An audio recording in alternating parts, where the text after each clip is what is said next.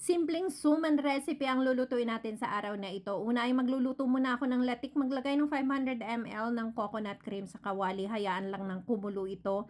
At kapag ka ito ay namuuna, hinaan ang apoy, haluin hanggang sa mag-golden brown na ang kulay at salain. Sa isang mixing bowl, maglalagay ako ng 2 cups ng glutinous flour at 2 cups ng coconut milk, 1 cup ng asukal. Budburan natin ito ng konting asin. Haluin hanggang sa wala ng buo-buo ang ating galapong at lulutuin ko ito sa naglutuan ko ng latik.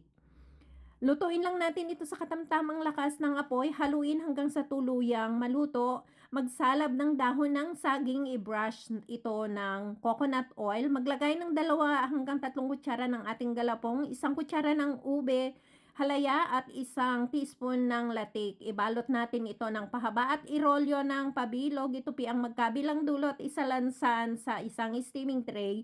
Lutuin natin ito sa katamtamang lakas ng apoy sa loob ng 30 minutes. Pagkaraan ng 30 minuto, heto na nga ang ating napakasarap na suman recipe.